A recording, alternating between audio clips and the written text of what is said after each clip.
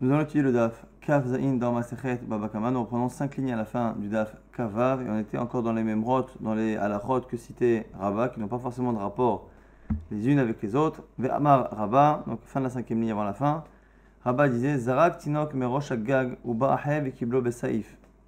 On a deux personnes ici qui vont provoquer la mort d'une personne, ici en l'occurrence d'un bébé. Donc ce sont des cas théoriques, mais pour expliquer des halachot, quelqu'un qui projette un enfant et l'autre personne. Donc le premier est responsable d'avoir projeté, d'avoir déplacé l'enfant, et l'autre place un objet coupant ici un sabre ou un couteau qui est dirigé vers le haut. Et donc finalement les deux ont provoqué la mort de l'enfant, parce que si ce n'était celui qui avait lancé, l'enfant ne serait pas mort. Et si l'autre personne n'avait pas mis le couteau, il ne serait pas mort non plus. Plukta de Rabbi Yehuda ben Betera ve Rabbanan. C'est une marloquette, une discussion entre Rabbi Yehuda ben Betera et Chachamim. Netanya, qui est rapporté dans une braïta, Ikuhu Asara ben Adam Asara Maklot, une personne qui a été tuée par 10 personnes. 10 personnes ont frappé un homme et ont provoqué sa mort. Ben Bevatachat, Ben Bazacharze, Kulan Pturin.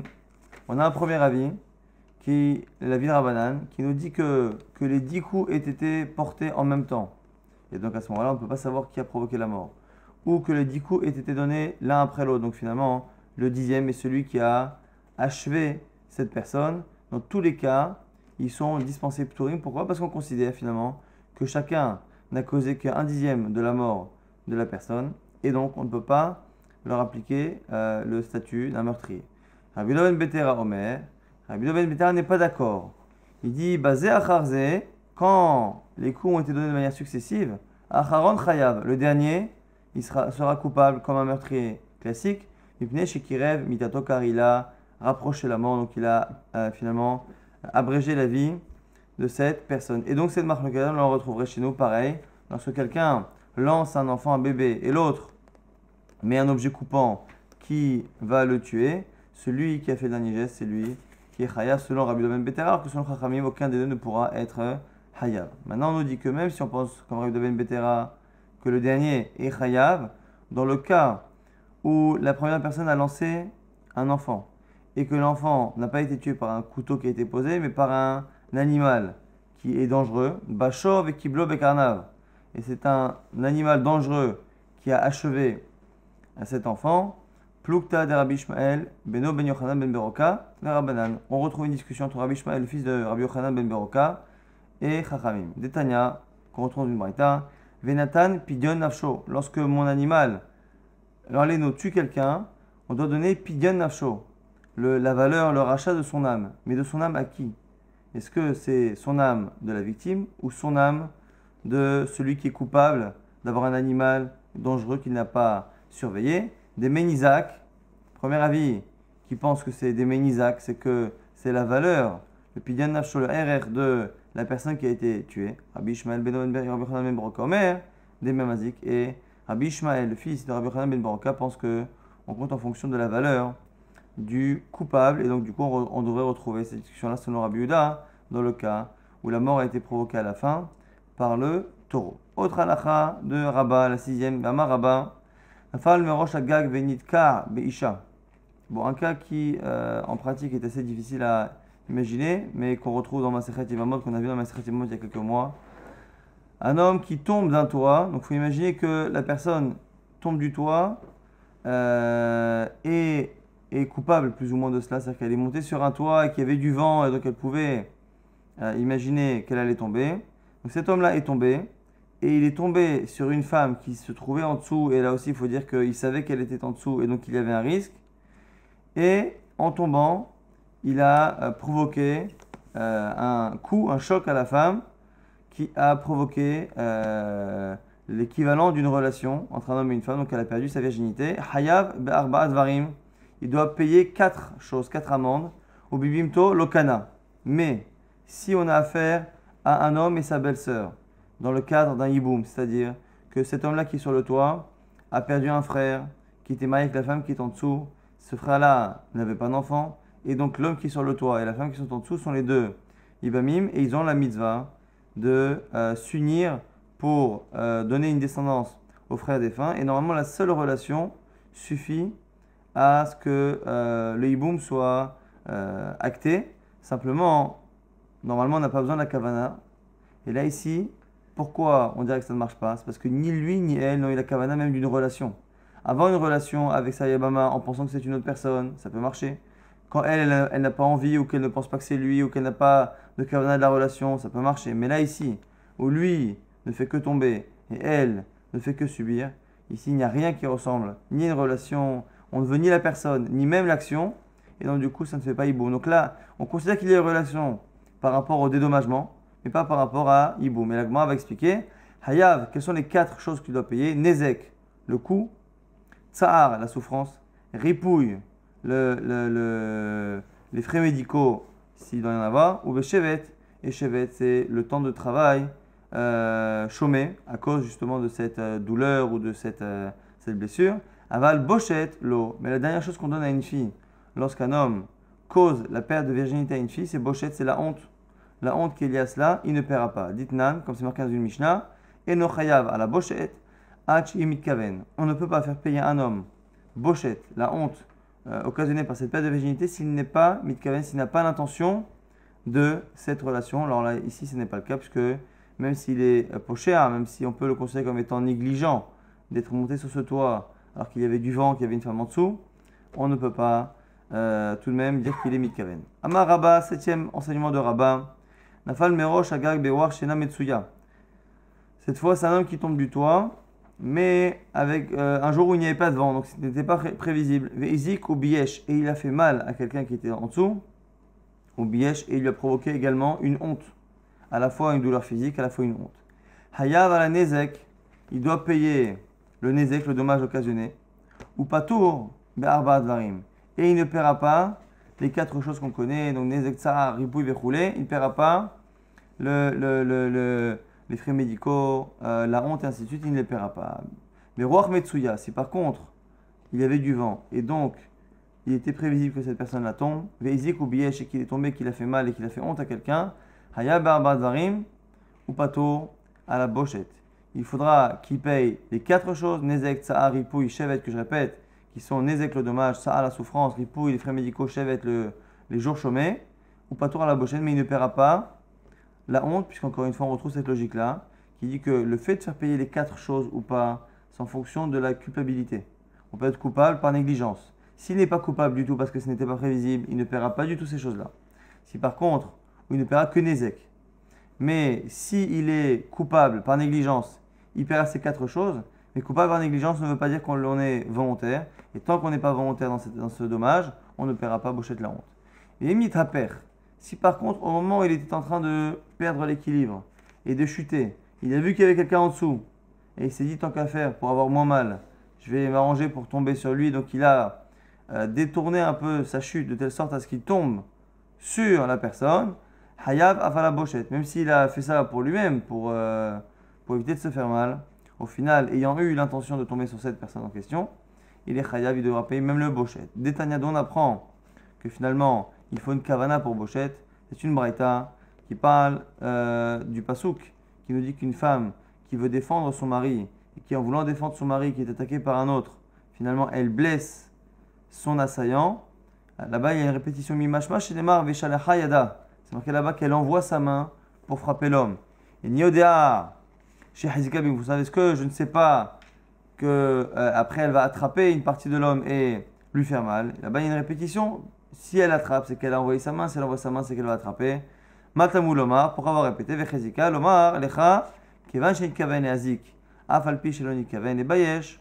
De là, on apprend que pour faire payer quelqu'un pour la honte occasionnée par le coup, il suffit que la personne ait l'intention de porter le coup, même si elle n'a pas l'intention de lui faire honte. C'est ce qu'on apprend ici et ce qu'on applique dans notre cas. La personne qui était sur le toit et qui, en tombant, a fait en sorte de tomber sur la personne qui était en dessous pour ne pas se faire mal, elle a eu l'intention effectivement de tomber sur la personne, mais pas l'intention de lui faire honte. Est-ce qu'il faut les deux ou pas? On va en apprendre ici de Shalchayada et Hazika que finalement on a simplement besoin d'avoir la kavana sur le geste et non pas la kavana, l'intention de faire honte à la personne. Vama Rabba, 8e enseignement de Rabba, Inyachlo gachelet ala libo vamet. Quelqu'un qui est allongé et une personne lui pose sur son cœur, sur son torse, il lui pose des des braises. Si la personne reste comme ça, évidemment qu'elle meurt. Celui qui a posé les braises est patour et dispensé. Pourquoi? Parce que celui qui est allongé, à qui on a mis des braises, qui les premières secondes ne font qu'abîmer les habits, et après vont finir par brûler la peau et à la fin tuer la personne, cette personne qui était allongée aurait pu se débarrasser de cela. Et donc, celui qui s'est laissé mourir, alors qu'il pouvait l'enlever, c'est lui qui est responsable de sa propre mort, et donc l'autre est dispensé. Al-Bigdo ben Yisra Chayav. Si par contre, on lui a posé sur son cœur, mais il y avait d'abord son vêtement, et qu'il a laissé son vêtement brûler. Il a laissé, et à la fin, il a enlevé. Là aussi, on aurait pu dire que je ne devrais pas payer son habit, parce qu'il aurait pu enlever l'habit avant que l'habit s'abîme et ne se consume. Finalement, on dit Hayav.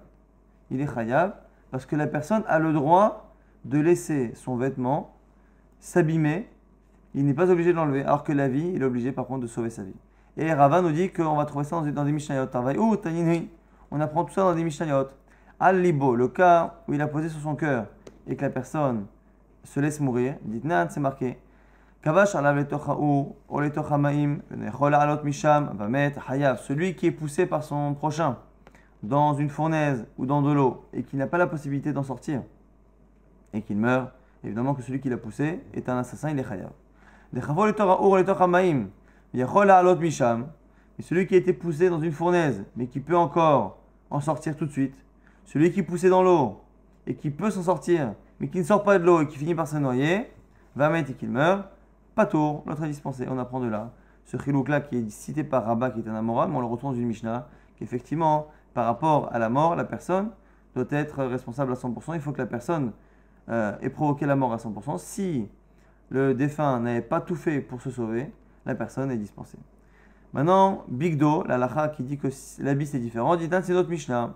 Kera et Kesoti, Shevo et Kadi, celui qui dit à son prochain, casse, détruit, déchire mon vêtement, casse mon amphore ou mon vase. Si l'autre s'exécute, Chayav, il doit payer. Parce que quand je te dis casse ou détruit, ça ne veut pas dire que tu ne paieras pas. C'est-à-dire que je te laisse le faire, mais prendre sur toi la responsabilité de payer ce dommage. Pareil, celui à qui on a posé sur son habit, une braise qui va l'abîmer, il a le droit de laisser son ustensile se faire abîmer. Le fait de laisser son ustensile se faire abîmer par un acte, encore une fois, de quelqu'un d'autre, ça ne veut pas dire que je ne veux pas être dédommagé, alors que pour la vie c'est différent. Almenat liptor, pas toi, la seule fois où il sera dispensé, c'est si la personne dit voilà, va détruire mon objet ou mon vase, mais à condition que tu es patour, tu es dispensé. Si la dispense est dite de manière claire, à ce moment-là, il sera dispensé, sinon il devra payer. Maintenant, nouvelle question, cette fois de Rabat. Rabat, on a dit lorsque on fait une différence entre celui à qui on a posé des braises sur le cœur, sur le corps, et donc à ce moment-là, on n'est pas chayav. Sur les habits, on est oui chayav. Maintenant, le serviteur. Le serviteur, c'est un être vivant, donc on a envie de dire que ça ressemble au premier cas. Mais d'un autre côté, le serviteur est la propriété de son maître, et donc il peut ressembler à son habit. Alors on dit, on a laissé de la braise sur le cœur de son serviteur. Est-ce que c'est comme ma personne? Parce que finalement, lui aussi, il a la possibilité de l'enlever. Et s'il n'enlève pas, il est responsable de sa mort. Et donc moi-même, le propriétaire, je ne peux pas demander des dommages. Ou non, on dit que c'est comme son habit. Et même si tu dis que le serviteur qui a une intelligence, qui peut enlever, il est comme moi-même, donc je ne peux pas réclamer des dommages, puisqu'il aurait dû enlever la braise comme moi j'aurais dû l'enlever. Shoromaou, si on l'a fait à mon animal, à mon taureau, est-ce que le taureau c'est comme un être humain ou comme un objet?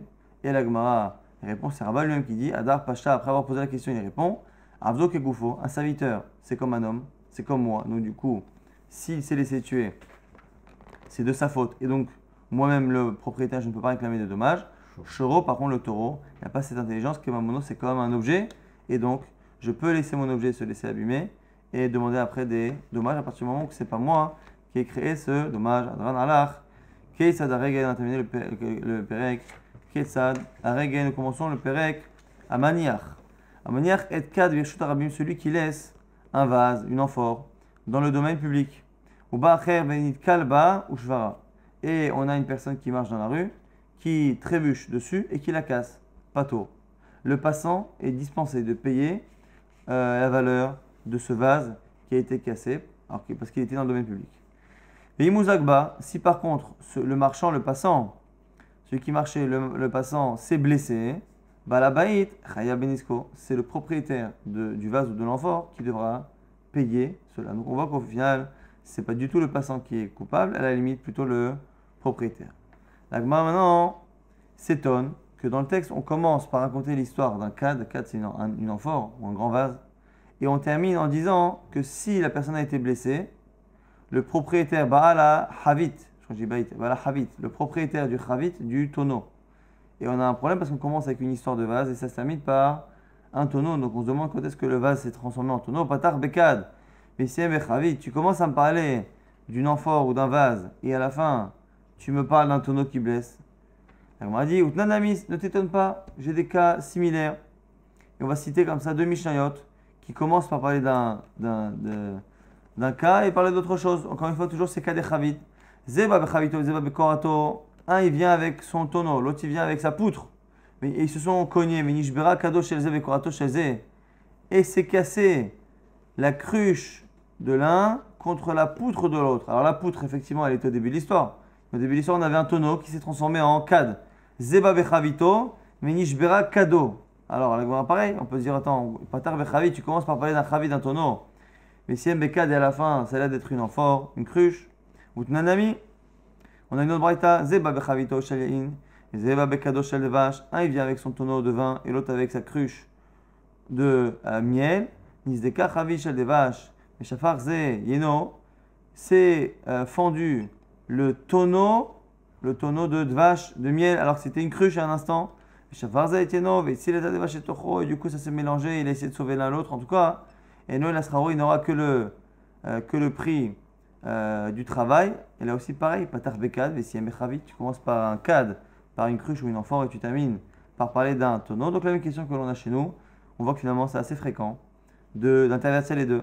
Amar Papa nous dit du coup, de là on a trois preuves ici, vraiment une chazaka, que hainu kad, hainu chavit, que kad et chavit finalement c'est pareil. Nous on traduit en étant cruche, amphore ou de l'autre côté chavit, un tonneau, mais finalement, ça peut parfois parler de la même chose. Le mot chavit peut parler d'un kad. Les maïnaf kamina. Donc, on m'a dit, ok, très bien.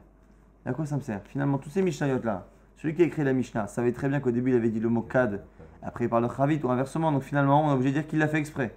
Et donc, son but, c'est de nous apprendre qu'on peut très bien définir l'un avec le mot de l'autre. Donc, on m'a dit, alors, on fait quoi là? On n'est pas en train de faire des cours d'hébreu, on n'est pas en train d'apprendre du vocabulaire. Donc, on nous dit, les mekach au même cas. C'est pour les transactions. Donc, c'est-à-dire quelqu'un qui vend un chavit et il dit voilà, je vais te vendre un chavit. L'autre s'attend du coup à avoir un tonneau. L'autre finalement il lui rapporte un cadre, une cruche ou une amphore. Et il peut dire écoute, c'est très bien, quand je t'ai dit chavit, c'est très bien que le mot chavit peut définir ce genre de choses et non pas forcément un tonneau. Donc, du coup, c'est ça l'idée. La Gemara dit attends, quel est le cas? Echidame. Dans quel cas on peut avoir une afkamina? Il est mabeatra, des kadalokaru chavit. Dis-moi, le langage finalement et la valeur d'un mot, d'une expression, elle est dépendante de l'endroit où on se situe. Si on est dans une région où malgré la Mishnah, que tu le veuilles ou non, aujourd'hui par exemple, quand on dit kad, ça veut dire kad, quand on dit chavit, ça veut dire chavit. En hébreu moderne, aujourd'hui on ne mélange pas. Si aujourd'hui, ou dans un endroit comme aujourd'hui, quand on dit chavit, c'est que chavit, quand on dit kad, c'est que kad, est-ce que tu penses que dans un cas où le langage est clair dans la région, tu peux annoncer que tu vends un chavit, un tonneau, et que dans cette région, ça ne veut dire qu'un tonneau, et à la fin donner une cruche en disant, mais tu sais, parce que dans la Mishnah, on appelle l'un l'autre et l'autre l'un, tu peux pas dire un truc pareil, parce que finalement, Halokarula, dans cette région-là, dans cette ville-là, ce n'est pas comme ça qu'on l'appelle, et donc c'est un mensonge, et c'est finalement la langue du pays qui détermine la transaction. Alors, moi, dit non, je vais te dire dans quel cas c'est important. L'autre richa, de Ruba Karula les kada, kada, ou le chavita, chavita. On est dans une région où la majorité des gens appellent un tonneau chavit, et une cruche kad, et que la majorité n'intervertit pas. Mais kanami des karou les chavita kada ou le kada chavita. Et il y a une minorité de la population qui a tendance à mélanger un peu les deux expressions et appeler une cruche chavit parfois et parfois un tonneau kad. Et du coup, qu'est-ce que tu aurais pu dire? Maoud et Teima, Zilbataruba. J'aurais pu dire que cette minorité ne compte pas. Que lorsque je fais une transaction, on se fie dans la transaction à la majorité. Quand je te dis que je te vends un chavit, je vais te vendre, je suis obligé de te donner ce que la majorité des gens de la région appellent un chavit. Kamashman que non. Tu vois bien qu'on ne va pas selon la majorité, et c'est pour ça qu'on dit dans la Mishnah que finalement, kad ou chavit, ça peut se mélanger, même si dans cet endroit-là, ce n'est pas la majorité des personnes qui utilisent cette expression-là, on peut se baser sur la minorité parce que ce n'est pas le rov, la majorité qui compte dans des halachot qui sont liés à des affaires financières. On reprend la Mishnah qui disait que au Barachaveni Kalba ou Shvara Pato, un passant qui marche et qui casse une amphore, on a dit, ou un tonneau qui est posé dans le domaine public, s'il le casse, il sera dispensé de payer. Et l'agma va se poser la question, pourquoi la personne est dispensée de payer? Amaï Pato, il est là, il est au Mézal, il aurait pu faire attention là où il marche, non?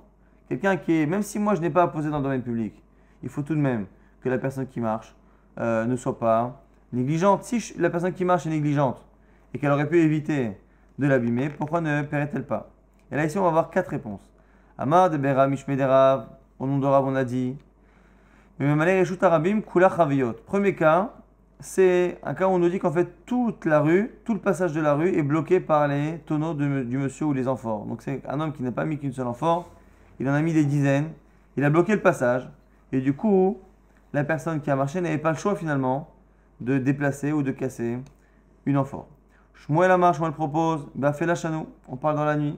C'est quelqu'un qui a mis une amphore, la personne qui a marché était marché de nuit, il n'y avait pas de lumière et donc on ne peut pas lui reprocher une négligence quelconque. Rabbi Yochanan Amar, Bekiren Zavit. Rabbi Yochanan nous dit c'est au coin d'une rue, à un endroit où on tourne, il y a beaucoup de passages et on tourne et du coup on ne voit pas l'objet et c'est pour ça que le passant n'est pas chayav. On va laisser une 4e réponse qui sera plus tard et qui dira que c'est parce que les gens en général dans la rue n'ont pas l'habitude de regarder à leurs pieds pour marcher. À l'époque, ils n'avaient pas peur de marcher sur des saletés, donc du coup, ils n'étaient pas obligés de regarder par terre.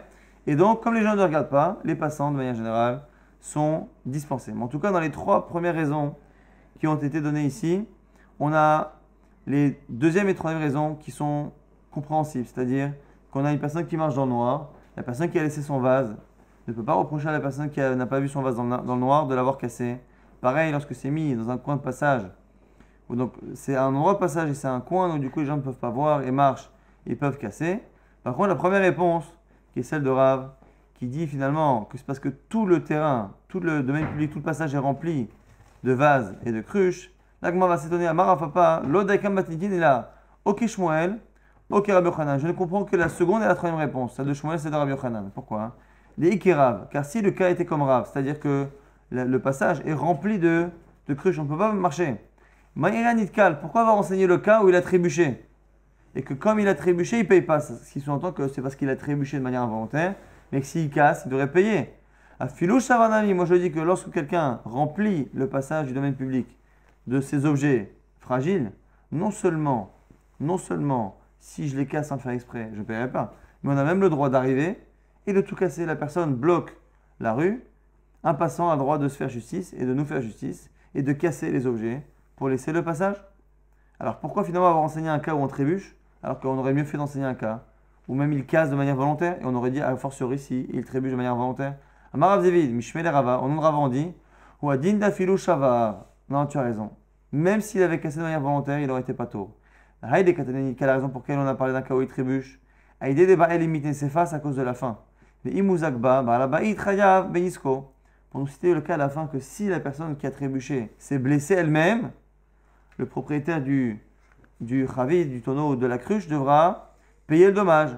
Ça par contre, c'est seulement s'il trébuche, pas s'il se défoule sur les vases qui le dérangent et qu'au moment où il se blesse à la main, on ne va pas en plus lui payer ce nézek.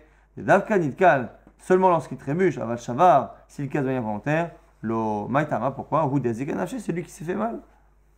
Katane Recha, Nitka, c'est pour ça qu'on enseigne Nitka. Donc on a finalement 3 possibilités pour l'instant. Et 2 et 3, c'est quelqu'un qui marche dans l'obscurité ou le vase qui est posé dans un coin avec beaucoup de passages, ce qui fait que finalement le passant n'est pas coupable. Et 3e cas, c'est dans le cas où la personne a rempli le passage de ces vases et de ces objets précieux et fragiles. Et finalement, la personne aurait pu effectivement même les casser de manière volontaire. On a parlé du cas où il trébuche pour nous apprendre qu'à la fin, lorsqu'il trébuche, et qu'il se blesse, le propriétaire du vase devra le dédommager. Amalé, maintenant Rabbi Abba et Ravashi. Achi Amrim et Marava. Autre réponse qu'on donne en Israël, Mishmé d'Aroula au nom de Roula, des Rabbi Roula. Ça c'est rare qu'on appelle Rabbi Roula d'ailleurs. Les fichiers Darkan, Shel Bnei Adam, Leitbonen, Bedrachim. Parce que les gens d'habitude n'ont pas l'habitude de faire attention à l'endroit où ils marchent. Et donc on ne peut pas finalement dire que le passant qui ne regarde pas est négligent, puisque ce n'est pas l'habitude de regarder à ses pieds. Avar Ouvda ben Ardea, un jour il y a une histoire qui s'est passée ainsi à Nardea, en Bavel, Vechiev Shmuel, et Shmuel a fait payer le passant. Belpoupédita, pareil à Poupédita, Vechiev Rava, et Rava lui aussi a fait payer le passant. Et on va essayer de comprendre pourquoi. Il m'a dit Bish Lama, Shmuel Kishmate. Shmuel, je peux comprendre, ça va selon sa logique. Pourquoi? Parce que rappelez-vous que Shmuel a donné une réponse, a dit pourquoi la personne ne paie pas, parce qu'on est dans le noir, c'est-à-dire qu'il part du principe qu'à la base, en journée, dans un endroit où c'est visible, le passant doit payer. Pourquoi il ne paiera pas dans la Mishnah? Plusieurs raisons qui sont données, dont celle de Shmuel qui dit que c'est parce que c'était dans le noir. Dès que c'est pas dans le noir, le passant par contre est chayav. Maintenant il a Rava. Alors quoi, il Rava maintenant qui a dit qui a fait payer le passant? Il m'a dit Shmuel, il pense comme Shmuel. La Gemara dit non, pas forcément Marapapa, Karna de Atzra Have. C'était finalement un passage qui était pas loin du Betabad, de l'endroit où on va presser les olives ou les choses. Et du coup, on avait l'habitude, on avait une tolérance de laisser des ustensiles à côté. Des Kevin des Birchut Karavde, il va aller les Ayuné au Meizal. Du coup, là ici, le passant est coupable. Pourquoi? Parce qu'on était dans un endroit où habituellement, il y a des gens qui posent leur vase avant ou après d'être allés au pressoir. Et du coup, à ce moment-là, c'est pour ça qu'il est Chayav. Shalach le Rav Chizda le Rav Nachman. Maintenant, Rav Chizda, il envoie Rav Nachman, il envoie l'habitude que l'on a lorsque quelqu'un est blessé. On a parlé de la honte. On doit payer la honte. Et on dit qu'en fonction de certaines blessures et de certains coups, on a l'habitude de donner certaines valeurs. Et là, ici, Rav Chizda envoie le barème des sanctions du Bochet, il les envoie à Rav Nachman. À Réamrou, l'Echouva, lorsque on a l'animal qui a finalement poussé et blessé la personne, Shalosh, Ipera, 3 slime.